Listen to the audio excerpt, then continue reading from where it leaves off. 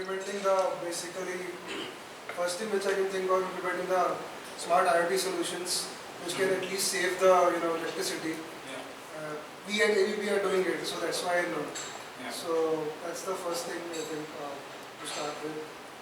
So, but honestly, I'm in a dilemma about this topic. How can, as a software, we can contribute in that?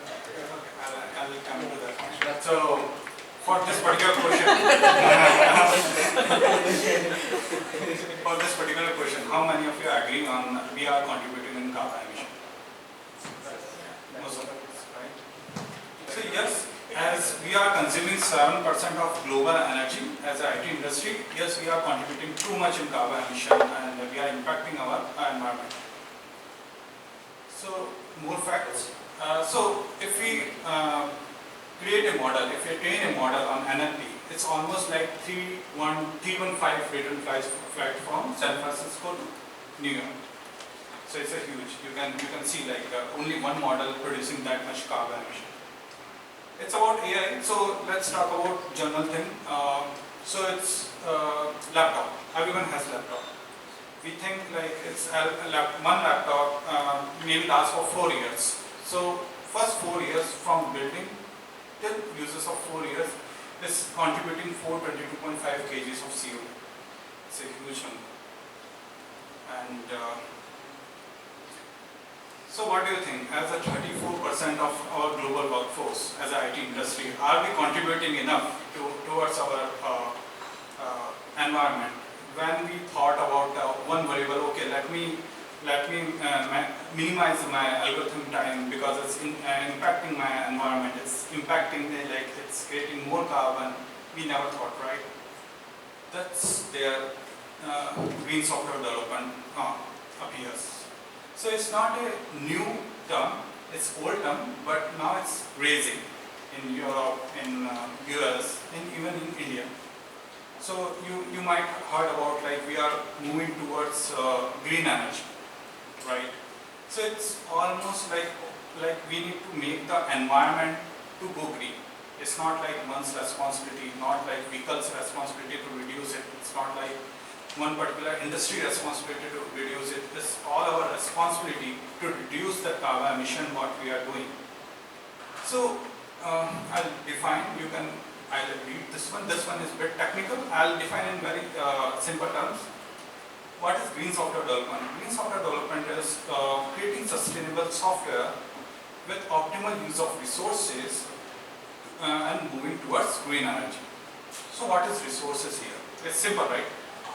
So what is resources here? Resources can be anything. Your laptop, your server. If you more drill down, it's your cores, it's your RAM, it's your hard drive. So what data you are saving in your SQL. So it's all about that. So we need to use resources very optimally. Okay. Now we know the problem. We know there is a term where we can work on and we can reduce the carbon emission. There are many things we can do for the reducing the carbon emission. I'll give the 5 recommendations, but at the end. Now we have problem and we know that there is a term. But now if we work upon that particular carbon emission, that time we need to know if I'm putting some effort, I'm doing enough or like am I doing correctly? Am I reducing or am I increasing that? So there's a need of measurement of carbon emission. And when we say we have to measure that, we need to scope it out because there is one software can like accommodate the whole world. So we cannot say like okay, I'm measuring everything. So we need to scope it out. So there are 3 scopes right now for the green software development. Scope 1, direct emission. I am building a website and suppose I am sitting here, I am building a website. I am consuming electricity for my laptop. I am owning that laptop and I am consuming the electricity directly. So that's the direct consumption. I am AC. While doing the coding, I am consuming the AC. Right? So that's the direct own resources I am using. So that's a direct emission. Okay. Same thing like in Europe right now, many companies are doing like they are saying wear a sweater instead of like using the heater. That's because both the things, there's a gas limitation plus there's a carbon.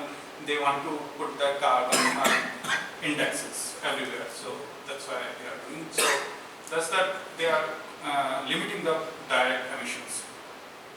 The scope to indirect emission, but I developed my website. Now I'm putting on hosting.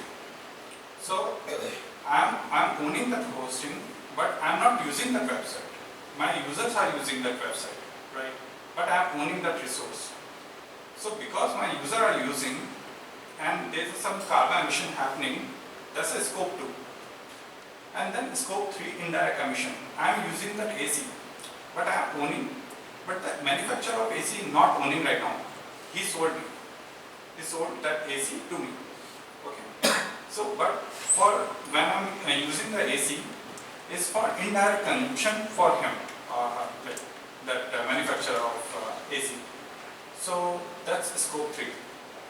Normally we eliminate the scope 3. We don't measure it because most of times we don't have capacity to measure the scope 3.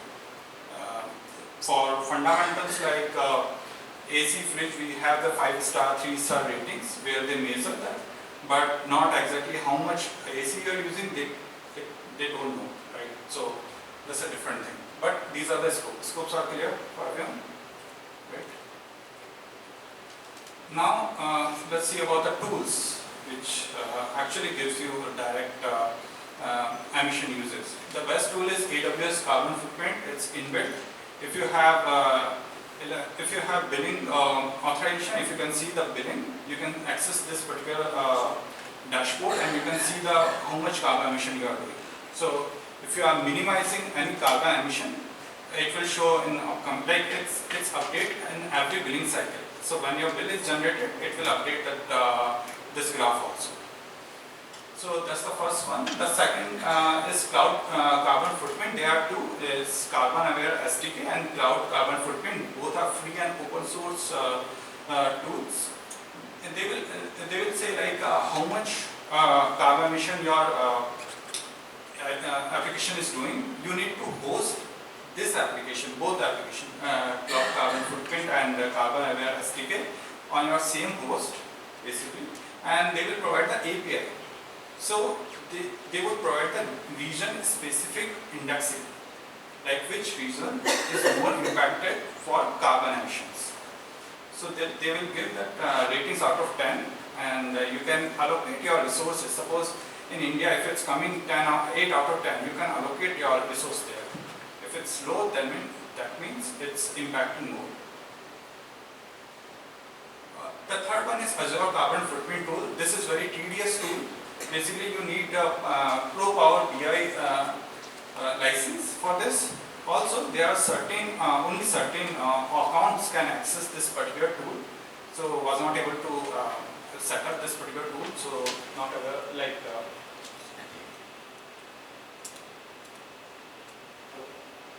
Hello. Working fine. No.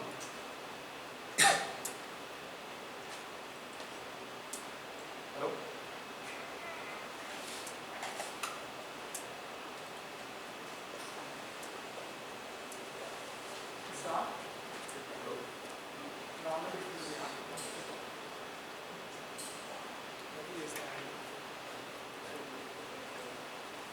You have the hand?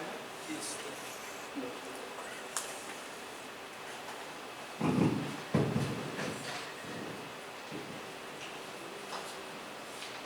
Okay.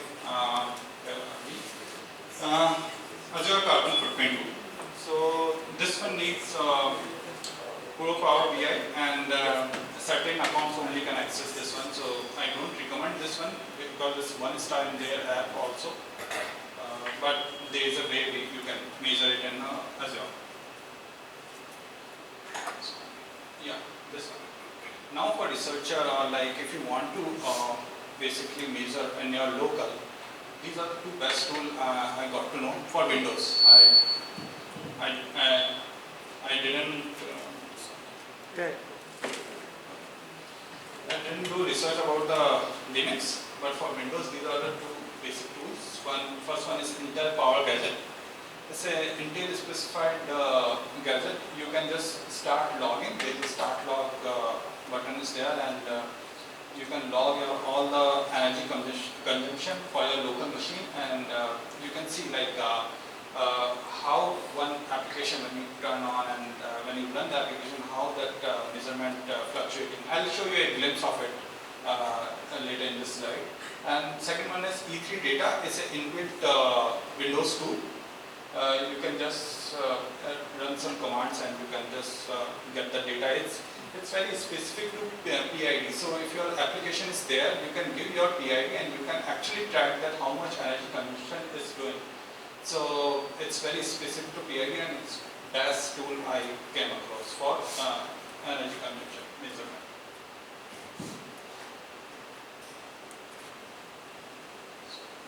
Okay, these are the some tools I'll show.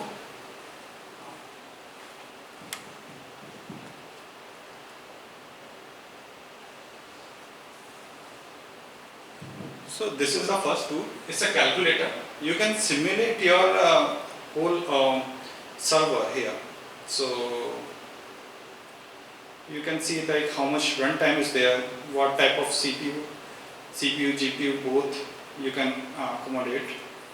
You can number of ports you can give, and like you can just fill up your data and it will show very cleanly like how much carbon footprint you are generating with that, how much energy is needed, or like compare with that car and flight.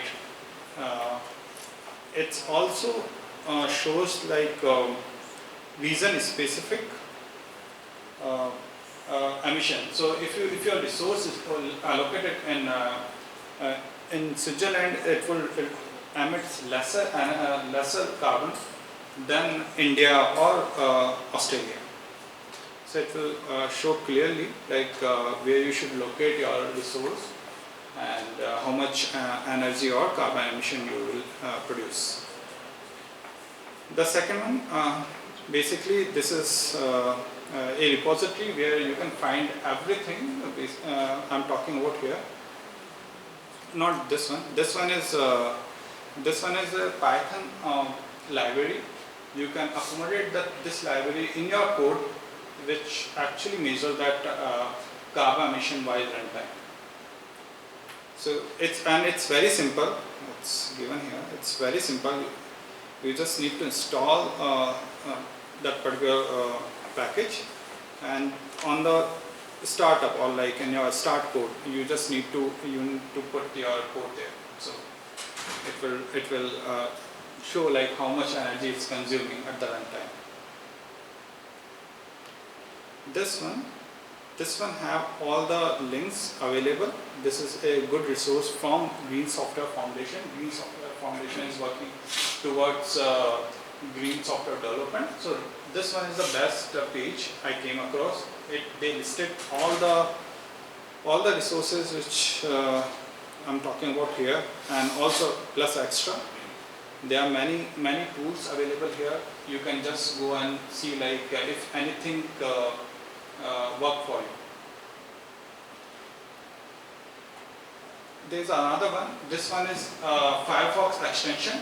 You just need to install the extension and run your application.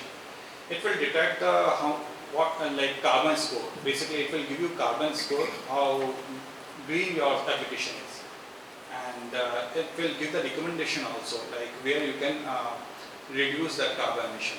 So this is open source tool. So they are not collecting any data while analyzing that.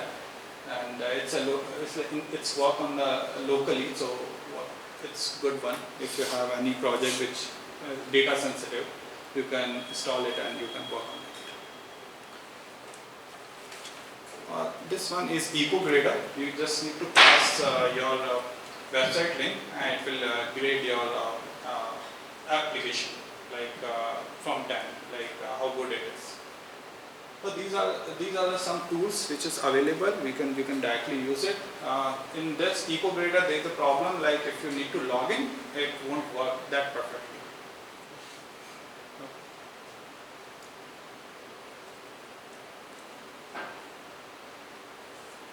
Okay. Any questions so far? What is the threshold? Is there any? We should go carbon negative. And at least carbon zero. Like ideally it is Yeah, basically unless we go to on green energy, suppose for servers, right now I think Microsoft preferring that green energy for their data resources basically. So if we use the Microsoft services, we might be on zero, not on scope 1. Scope 1 we are using everything. On scope 2 we can say we are zero. But practically it's not possible, I know, but fundamentally we can do this.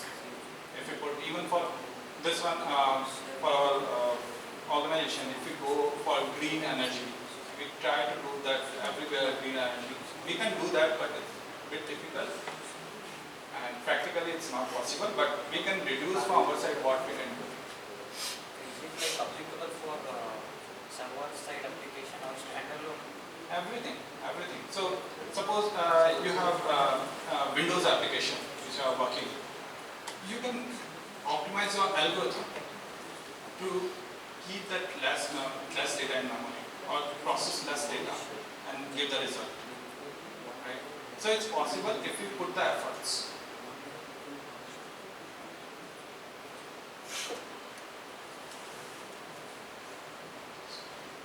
So I will give you a glimpse of it. So I use this one. I keep idle my laptop, the same laptop for half an hour, and after that I just open a Visual Studio. Okay. This particular gadget gives data like this. You can see the clock, you can see the power consumption, you can see the CPU utilization, everything you can see. And if you put in time series, there is a time series. If you place a graph on the same thing, you will see when I open a Visual Studio, it just goes up. So this is very glimpse. So normally what we do when we do research for a particular application, we first take that straight line and then we run our application. We check the difference, how much difference we are getting. Like for half an hour, for 2 hours, and we process the data over it. So we'll get the full image like how much carbon emission my application is doing. Clear, right? These are the 5 recommendations. Keep your hardware requirement minimal. So normally what we say, okay, we have i9, let's do it on i9, let's do it on i7. One phone can work till 4 to 7 years, but we always change in 2 to 3 years. That's the average basically. Why we do that? Right? It just increase the e-waste, it just increase the carbon emission, because every time you buy a phone, like I'm not saying you shouldn't buy the phone, but at least like work on that basically. So there's a carbon price also intact with that. If we reduce the lifetime of a gadget. So also at the same time for the development perspective, if we keep supporting only newer one and not supporting the older one, they need to change, right? The user need to change their gadget because they are not able to access the applications. So we need to keep in mind like, okay, like why we need the newer version, why we need to go for the higher variant. So that thing we need to keep in mind. Right? And also it goes for server also. So when we set up a server, if we only have 5 users, why we need a big like 5 cores or like 64 GB RAM or like 1 TB of data? Why you need that unless it's very required? So think about whenever you set up your server, think about that. What do you need? There are many interesting concepts out there like Kubernetes. So it will increase or decrease as per your requirement, right? Try to implement, try to migrate that particular way, which actually help you also. Like if you have from 100 to 1000 in night time, you don't have to say, okay, my server is crashing. And at the same time, it will help the environment also. Same goes for API performance. I'll give you one simple example. Suppose there is an order and order details. There is a first page which shows how much order you have. Why do you need to download that order and order details just because of count? Just because you think like when someone click over it, the order detail would be rendered faster. That's not the case, right? If you have 100 orders, if you are including 100 order details, that's not going to work. You might click 1 or 2. You can fetch at that particular time. So you need to optimize that your API, the data, like how much data you are transferring from one server to another server or one server to a machine, it's increasing the carbon emission.